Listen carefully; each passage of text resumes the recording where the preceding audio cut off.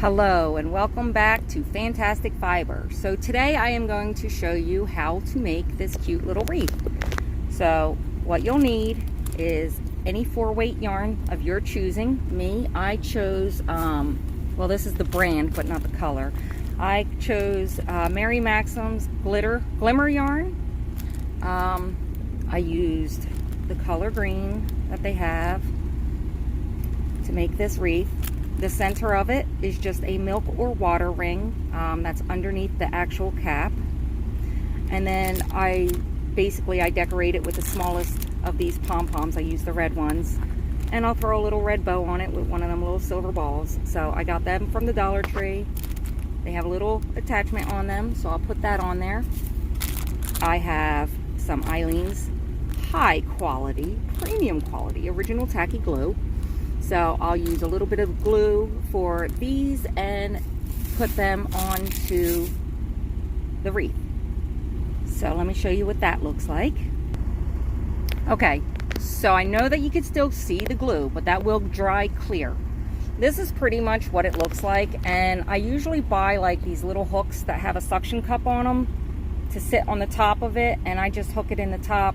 And you can use it to like suction cup to your window or to the bathroom mirror, wherever you want to make it look a little more festive. But this is pretty much what I'm going to show you how to make.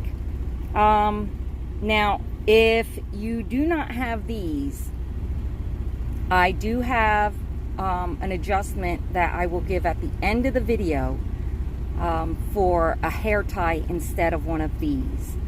This is the easiest way, and it has like a nice sturdiness to it, which is why I use them, and they're free. I mean, you don't have to buy anything extra, so why not, right? Right. Okay, so let's go ahead and get started. Okay, so I am using a 6mm hook, or I don't know what a J maybe, I don't even know what the letter is. So I'm using that with my 4-weight. Okay, so to start, you're gonna have your little ring here. Okay, we're not going to hook it on yet. First, we're going to get the yarn on our hook. So if you don't know how to do that, this is how I do mine. You lay your yarn across your hook so that the short end is on the right side. Flip it under, like that, over the top, and then in that little space that's next to your hook, you're going to tuck it up underneath to the top, like that, and make sure your short end is on the front, like that. Tighten it down, hold your knot, yarn over, and just pull straight through and tighten that. That's how I do my slip knot. You can do yours however you know how to do it. If not, well, then that's how you can do it. Okay, so now we're going to go ahead and grab our milk ring, and if you want, you can use a hair tie. So this is the hair tie, this is the milk ring. Now if you use the hair tie, you know, like they can end up being bigger. Don't mind the sound of my microwave, I'm making some ramen. So the hair tie, as you can see, is a little bit bigger, so that one's going to have a few more stitches. So if you use the hair tie, add 12 stitches, 12 double crochet. But if you're using the milk ring, you're going to do 32. So the hair tie gets 44, the milk ring gets 32. So we're going to go ahead and start. You're going to insert your hook into the ring, yarn over, come on out, grab hold of that yarn so that it doesn't slide around, and just put your hook through there like that so that it's attached, and just pull it tight. Okay, now what I like to do, because I don't like to sew in my ends, so I hold my yarn across the milk ring. So we're going to chain one. That's for our height. That does do nothing else. It's not a stitch, it's just for the height so that you can make your double crochet and not have it leaning. Okay, so you got your chain one, you're going to yarn over, go in, yarn over, come out, yarn over, take off 2 loops, sorry, it's a little, there you go, and then yarn over and take off 2 more, just like that.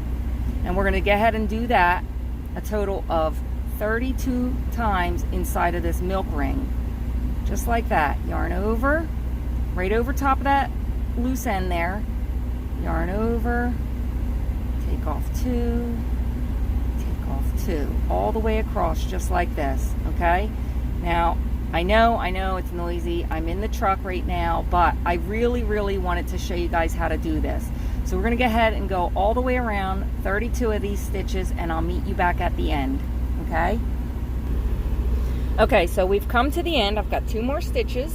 I've got 30 right here, so I'm going to do 1, 2. Okay, so now this is the chain 1 right here, and then the hoop that our needle was in before we started our first double crochet. That is the hoop that we're going to work our way into. So I'm going to bring it nice and close so you can see. There's this set of lines here, that set of lines there, and we're going to go directly underneath like this. Okay? Then we're going to yarn over, come through both of those sections, and pull it nice and snug. So that's how you close row 1 or round 1. So now we're going to chain 1 to start round 2. Now remember, this does not count as a stitch, it's just for height. And we're going to work into the top post, meaning this section of every stitch. So here, here, there, right underneath that braid look, okay? We're going to work directly under that. So starting with the spot that you closed in, so you can see my finger through it, we're going to, you got to make sure you're yarned over. So yarn over, go in there, yarn over, come out, yarn over, take off 2, yarn over, take off 2. Now in the same hole, same spot, yarn over, go back in, make another double crochet, like so, like that, and then we're going to chain 3. So 1, 2, and 3, just like that. And into the same spot, you're going to yarn over and go directly back in here, yarn over and pull off 2, yarn over, pull off 2, and then 1 more, just like this. Okay, so that's your last double crochet, all into the same spot, just like that. Okay, now you're going to skip 1, so don't go into this one, go into the next one. So yarn over and repeat that. So I'll do it with you 2 more times. So we're going to put 2 double crochet, here's 1, there's 2,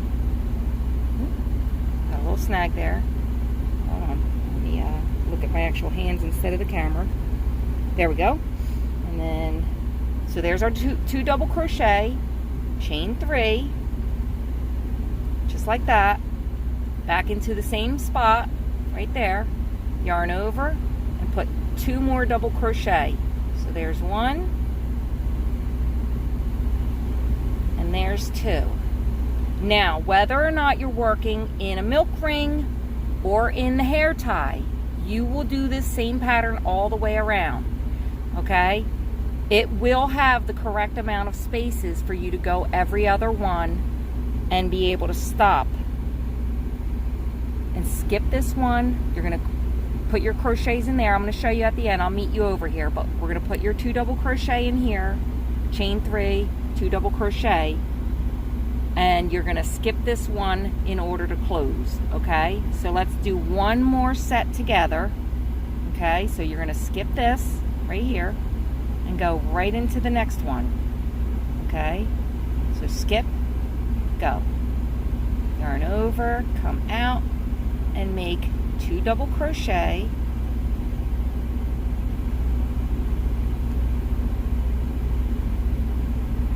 just like that. You're going to chain 3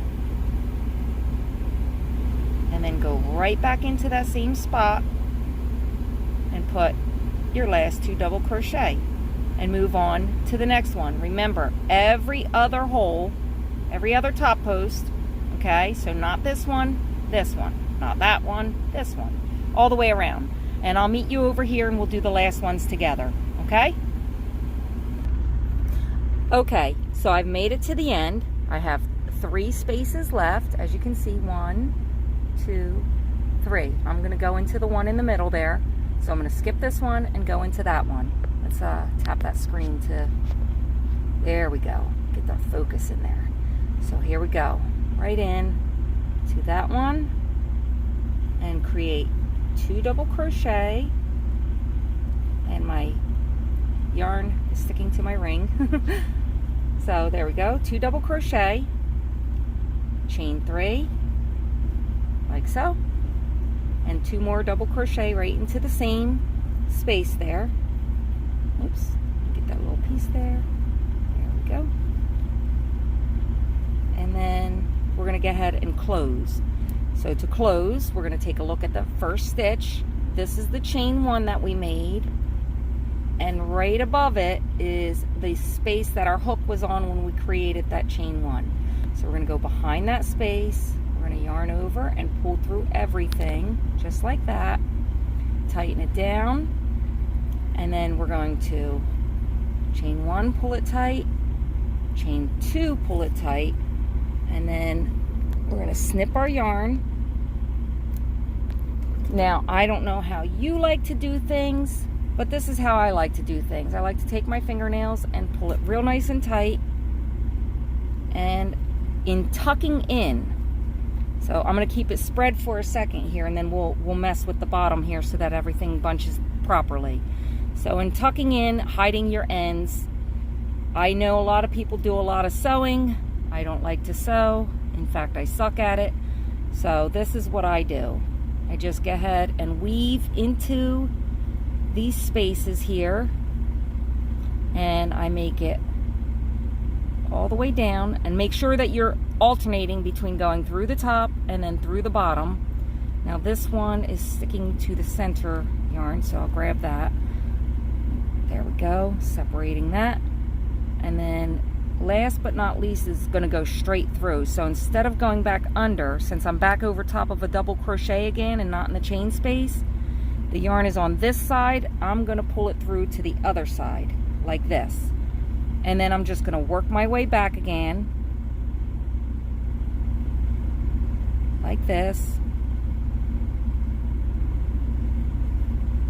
Moses is my cameraman, guys, so I don't have my phone stand here. Well, I do have it up on the truck, but it's a lot to set up, and this is a 5-minute video, really. I mean, probably a little more than that, but still, it's a quick video, so no need. So then when you get to the end, I come back through, and then I go under this one, and I just pull it straight through that one, and then I try and see if I can muscle my way into the knot. Now, if you did a good job like I usually do, it's really hard to do this. So what I normally do is try and bully my way in with the tip of my crochet hook there. Let's see if it'll let me do it. I think I did too good of a job, guys.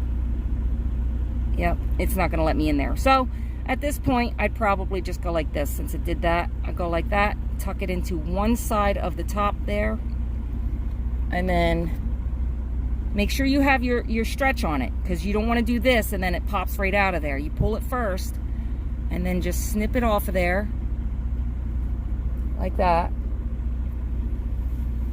and then you're just gonna get your scrunching in the correct spacing so that it's even all the way around, just like that, so that when you're all finished, you have your little Christmas wreath. Wow. Adorableness, isn't it? Yeah. Hope you guys enjoyed this little tutorial. How much would you make off of these things when you would sell them, and who would you sell them to? I used to make these when my kids were little, and I would sell them for $3 a piece. I figured I'd account for the $1 that it costs for a pack of bows, $1 that it costs for all the little balls, and just say $1 for the yarnage, you know, the yardage of the yarn. So I would just make $3. And these, I mean, you see how much yarn it takes to make one of these. It doesn't take much at all.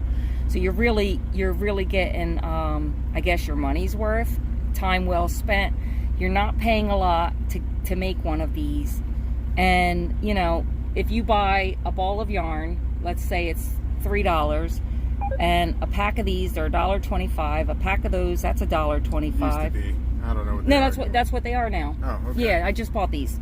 So $1.25 from the dollar store, $1.25 from the dollar store, and whatever yarn you're choosing. I mean, you can use Walmart's plain green yarn, or you can get their sparkle yarn. They do have it in sparkle, and it's like $3, I think, $3 or $4. So, and you can make a bunch of these out of one skein. And how many would the parents usually buy? I would have, because my son was in a friend's daycare, and she had quite a few kids there, and I would sell to each parent, you know, anywhere between 3 and 6 of these to each parent.